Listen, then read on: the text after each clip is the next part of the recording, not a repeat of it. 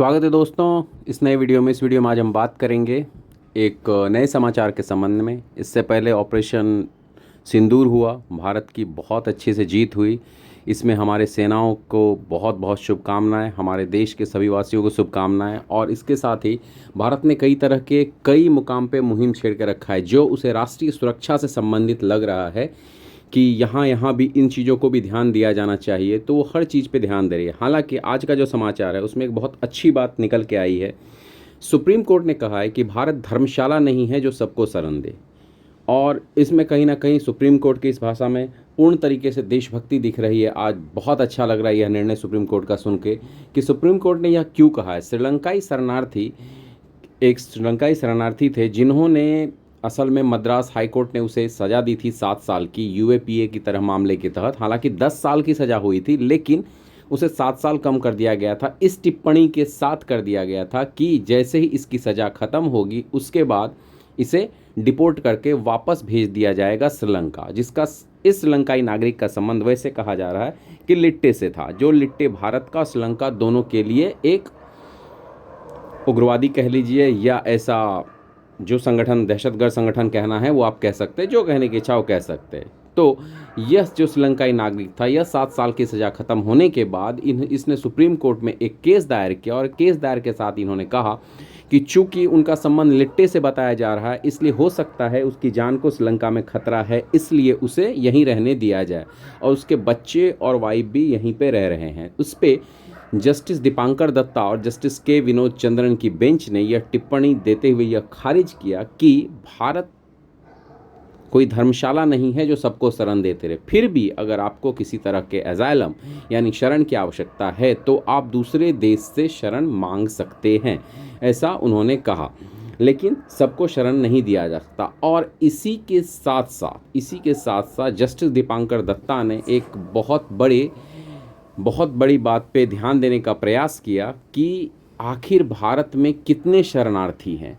और इसी के साथ एक बहुत बड़ी बात निकल के आई कि आधिकारिक आंकड़े की बात करें तो बांग्लादेशी या रोहिंग्या या अन्य शरणार्थियों को जोड़ते हुए लगभग 2 करोड़ के आसपास शरणार्थी माने जा रहे हैं भारत में है। और इनको डिपोर्ट करने के लिए अब 30 दिन का समय दिया गया है। ये कहा गया कि क्या भारत को दुनिया भर के शरणार्थियों को रखना चाहिए। सुप्रीम कोर्ट ने हमारे पास 140 करोड़ लोग हैं, या कोई धर्मशाला नहीं है कि हम हर विदेशी को जगह दें।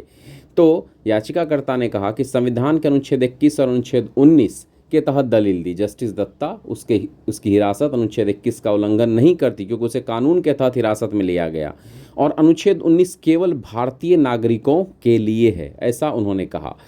और इस तरीके से यह बात निकल के आई कि इतने जो शरणार्थी सभी रह रहे हैं वो क्यों रह रहे हैं। और इसलिए 30 दिन का मौका दिया गया है कि सभी 2 करोड़ शरणार्थियों को, चाहे वो बांग्लादेशी हो, रोहिंग्या हो या किसी भी देश के हो, उन्हें वापस उनके देश डिपोर्ट किया जाए।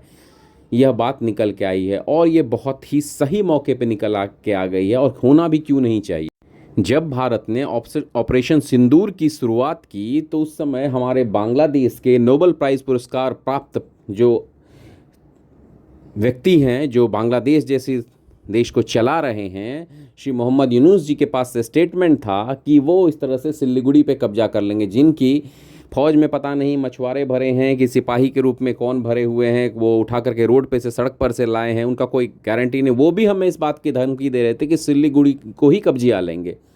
लेकिन भारत पूर्णतः सतर्क था इन चीज़ों को लेकर के, और ऐसी कोई बात नहीं हुई। तो बात ऐसी निकल के आती है कि वो आएंगे, उनके पास प्रॉपरली एक मशीनरी तैयार है कई स्टेट्स में कि उन्हें Aadhaar card, PAN card, voter ID, license तभी दे दिए जाएंगे। उसके बाद वो हर स्टेट में फैल जाएंगे और उस स्टेट में स्लीपर सेल के जैसे काम करेंगे, कहीं नौकरी भी ले लेंगे, किसी पद पे भी चले जाएंगे। और बड़े पद पे चले गए तो भारत के विरोध में स्टेटमेंट देंगे, मानवाधिकार की दुहाई देंगे, मानवाधिकार संगठन की बात करेंगे। जब भी बात उठेगी तो कहेंगे अरे नहीं, हम शांति से रहना चाहिए, मानवाधिकार भी कोई कानून होता है, कई ऐसी तरह की ही बात करेंगे और भारत विरोधी कार्य करेंगे। तो यह जो निर्णय आया है काबिल तारीफ है, और यह डिपोर्टेशन 30 दिनों के अंदर अवश्य होनी चाहिए। मैं भी इसका समर्थन करता हूं और इसकी प्रशंसा करता हूं। और इस नोट के साथ इस वीडियो को समाप्त करता हूं। अगले वीडियो में मिलेंगे।